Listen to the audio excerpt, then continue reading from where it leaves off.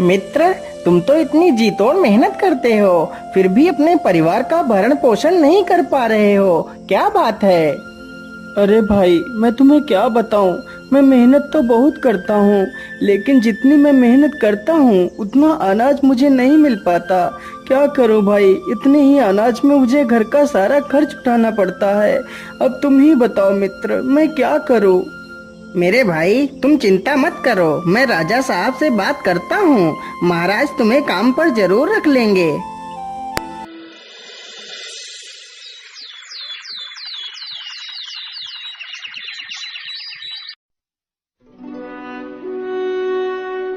अगले ही दिन पन्ना लाल राजा से बात करता है।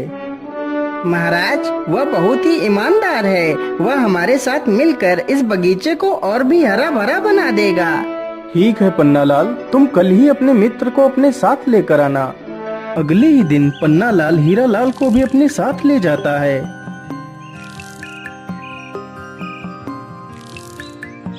हीरालाल, तुम्हें अपने मित्र के साथ मिलकर इस बगीचे की देखभाल करनी है। यदि तुम यहाँ पर ईमानदारी से काम करोगे तो जल्दी ही तुम्हारी पगार बढ़ा दी जाएगी। मैं तुम्हें हर महीने 40 सोने की मोहरें दूंगा। ठीक है महाराज, मैं पूरी ईमानदारी से आपका काम करूंगा। महाराज, आपका बहुत बहुत धन्यवाद जो आपने मुझे इस काबिल समझा।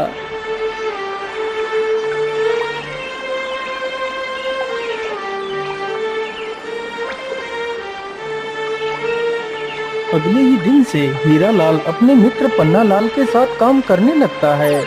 इसी प्रकार कई दिन गुजर जाते हैं।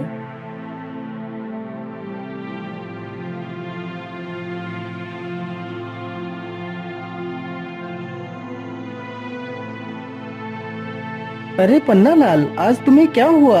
क्या आज तुम राजमहल नहीं जाओगे? अरे भाई, मैं तुम्हें क्या बताऊं, आज तुम अकेले ही चले जाओ। आज मेरी तबीयत कुछ ठीक नहीं लग रही है। महाराज को कह देना कि मैं आज नहीं आ सकता। हीरालाल अकेले ही जाता है और बगीचे में काम करने लगता है।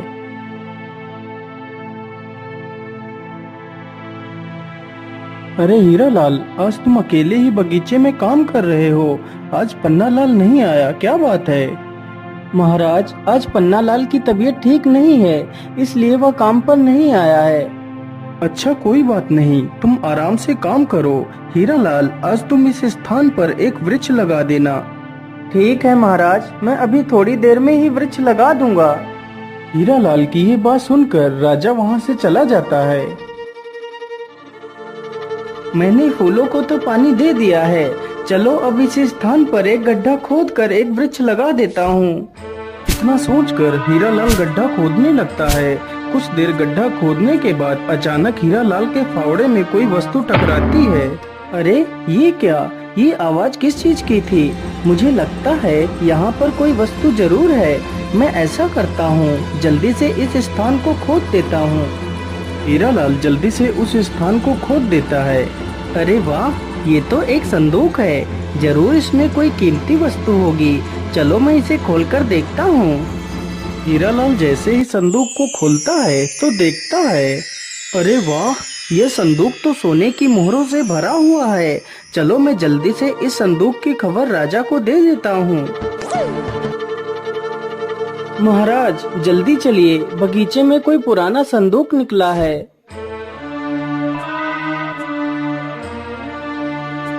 अरे वाह हीरालाल, यह संदूक तो मेरे पुरखों का है। इस संदूक को तो मैं कितने वर्षों से ढूंढ रहा था, लेकिन मुझे यह संदूक नहीं मिला और आज तुमने इस संदूक को ढूंढ लिया। मैं तुमसे बहुत प्रसन्न हुआ। आज तुमने अपनी ईमानदारी का खरा सबूत दिया है हीरालाल, इसलिए मैं तुम्हें कुछ इनाम देना चाहता हूँ। मांगो हीरालाल, तुम्हें क्या इनाम चाहिए? महाराज, ईश्वर की कृपा से मुझे और मेरे परिवार को 2 वक्त का खाना तो मिल ही जाता है। मैं जितना भी कमाता हूँ उतने में ही खुश हूँ। और महाराज, यह खजाना तो आपके पूर्वजों का ही था, इसलिए इस खजाने पर तो सिर्फ आपका ही अधिकार है। अरे वाह हीरालाल, तुम तो वास्तव में एक महान इंसान हो, जिसे दुनिया की मोह माया से कोई वास्ता नहीं।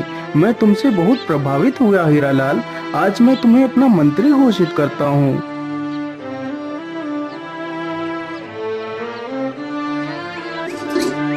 अगले ही दिन से हीरालाल मंत्री बन जाता है।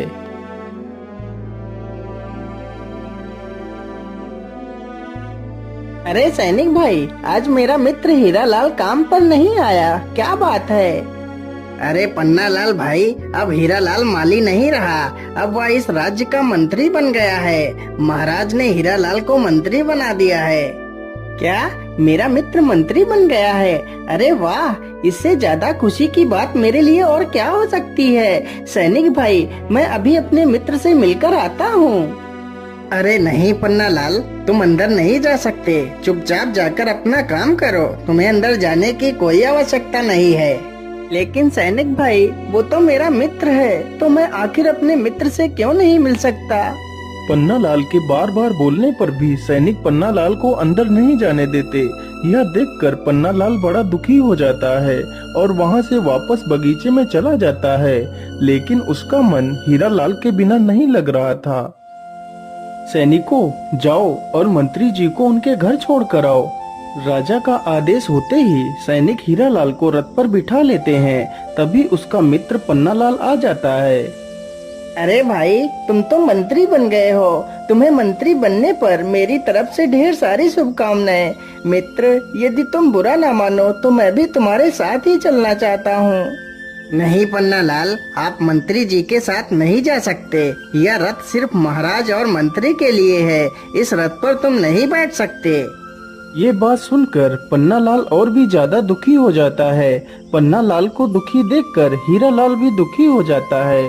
सैनिक तुरंत ही हीरालाल को वहां से लेकर चले जाते हैं।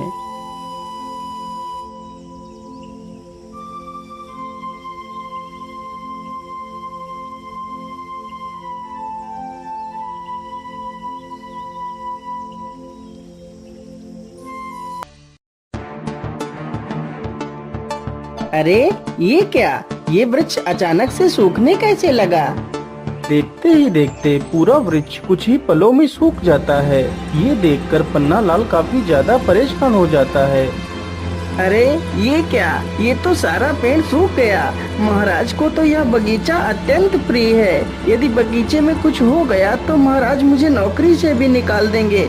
मुझे जल्दी से चलकर महाराज को सारी बात बता देनी चाहिए। पन्नालाल तुरंत ही राजा के पास जाता है और सारी कहानी सुना देता है। लेकिन पन्नालाल, आखिर अचानक से पेड़ कुछ ही पलों में कैसे सूख सकता है? इसका क्या कारण है?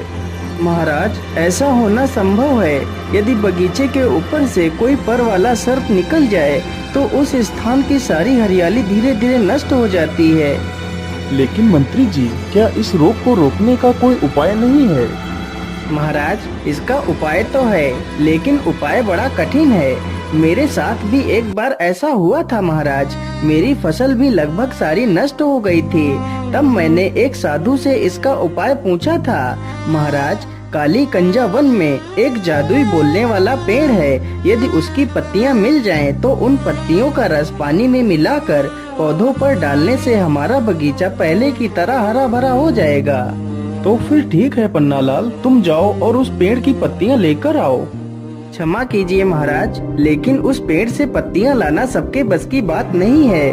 वह वृक्ष पहले पहेलियां पूछता है, फिर अपनी पत्तियां देता है। तो इसमें और भी अच्छी बात है, आखिर मैं भी देखूं पन्नालाल कितना बुद्धिमान है। महाराज, यदि आपकी आज्ञा हो तो मैं भी पन्नालाल के साथ जाना चाहता हूँ। नहीं मंत्री जी, यह छोटे मोटे कार्य तो हमारे नौकर भी कर सकते हैं, तुम्हें वहां जाने की कोई आवश्यकता नहीं। राजा इतना कहकर पन्नालाल को अकेले ही पत्तियां लेने के लिए भेज देता है, लेकिन हीरालाल अपने मित्र के लिए बहुत ही चिंतित था। पन्नालाल उस पेड़ को ढूंढते ढूंढते उसी काली कंजा वन में पहुंच जाता है।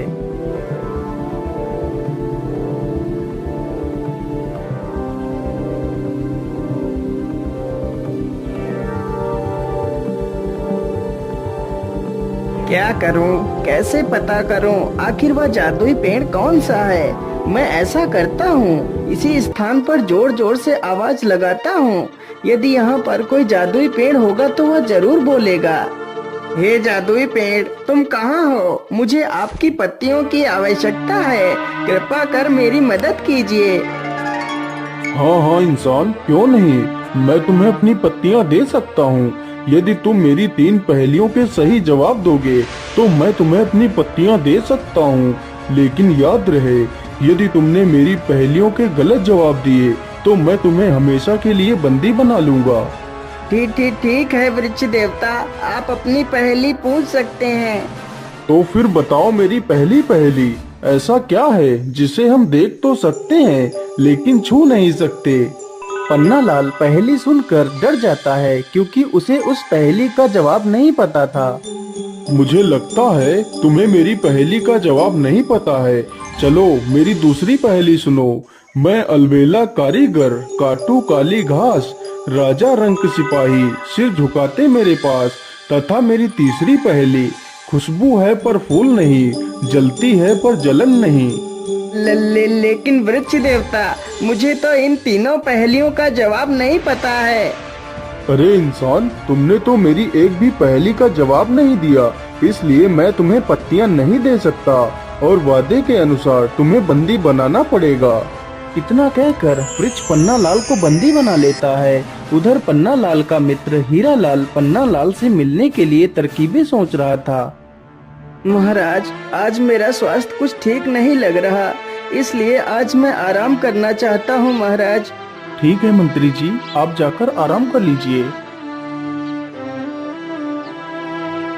मंत्री चुपचाप महल के पीछे के दरवाजे से निकल जाता है।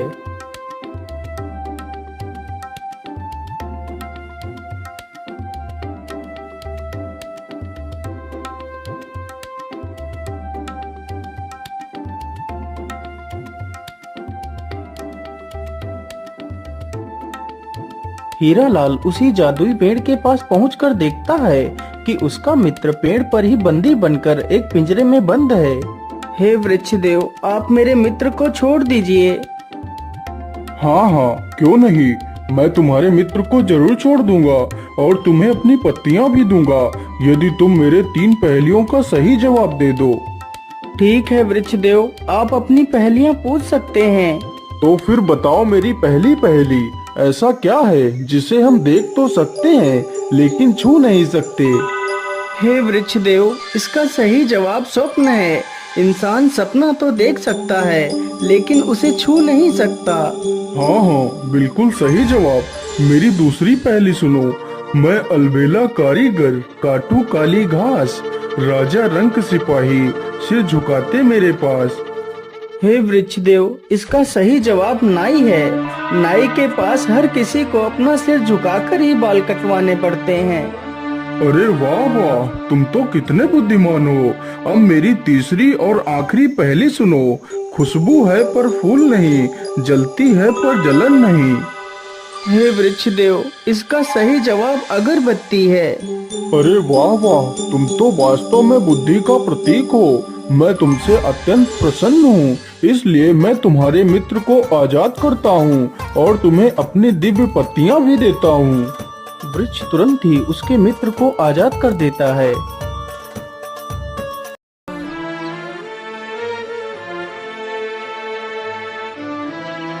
हीरा लाल अपने मित्र पन्ना लाल को अपने गले से लगा लेता है। मेरे मित्र, मैं मंत्री बनकर तुमसे कितना दूर हो गया।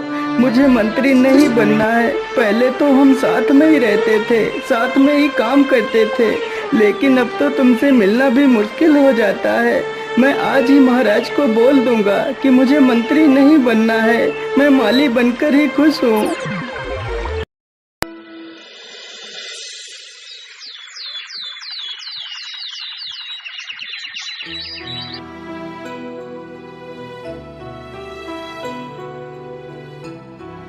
लेकिन मंत्री जी, आप मंत्री क्यों नहीं बनना चाहते? इस पद के लिए तो लोग पागल हो जाते हैं, लेकिन तुम ऐसा क्यों करना चाहते हो? महाराज, मैं मंत्री बनकर अपने मित्र को खोना नहीं चाहता। यदि मैं आज उस वृक्ष के पास नहीं जाता तो मेरा मित्र वापस लौटकर कभी नहीं आ पाता।